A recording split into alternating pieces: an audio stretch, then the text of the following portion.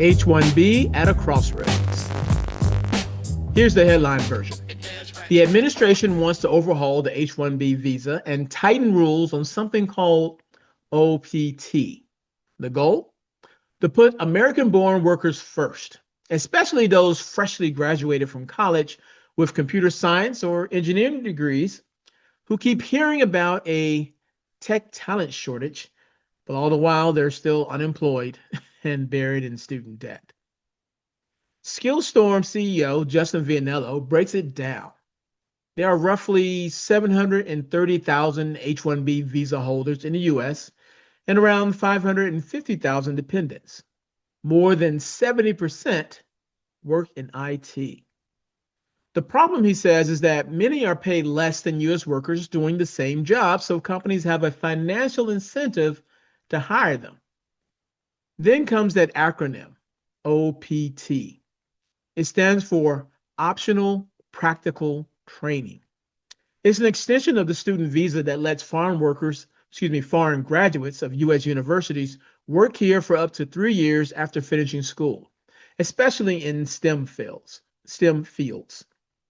Sounds fair enough, right? Until you realize OPT workers don't pay Social Security or Medicare taxes, which instantly makes them about 15% cheaper to hire. Did you know that? Combine that with the fact that many earn about 40% less than Americans in the same roles, and you see why college graduates say they're up against a stacked deck. Add offshoring into the mix, and you've got what Vianello calls a three-headed monster. Monster head number one, US grads crushed by student debt. Monster head number two, visa workers who can legally undercut their wages. And monster head number three, companies that can ship jobs overseas whenever it's cheaper, whenever it's convenient. Now, enter Trump's new plan, President Trump's new plan, a $100,000 fee on new H-1B visa petitions. The theory?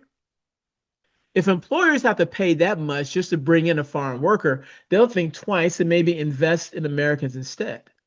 For struggling tech grads, that sounds like justice. But let's be honest, there's another side to this. America's superpower has always been immigration. The founders of SpaceX, Google, Tesla, all came here because our system once welcomed talent. If you make it cost six figures just to hire a skilled foreigner, you don't just block abusers. You risk shutting the door on the next great innovator. And sure, raising costs might lift wages, but it could also push companies to automate faster or move jobs offshore. If the policy goes too far, it protects one worker while eliminating another. So, what's the fix? Should we crack down on companies using visas to cut costs? Yes. Should we set real wage floors? Yes.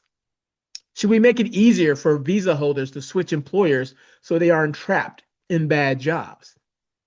Yes. And should we actually train and invest in US talent so American graduates can compete on skill, not price? Most definitely. Most definitely, yes. Protection without a pipeline is just a pause button. Opportunity without rules is a race to the bottom. The balance lies somewhere in between, fair competition that builds both domestic talent and global innovation. To keep up with what's happening now and what's happening next in the world of work, subscribe to the Recruiting Life newsletter over at my website, jimstroud.com. Because if we don't fix how we build and value talent, America's next great export might be its own opportunity.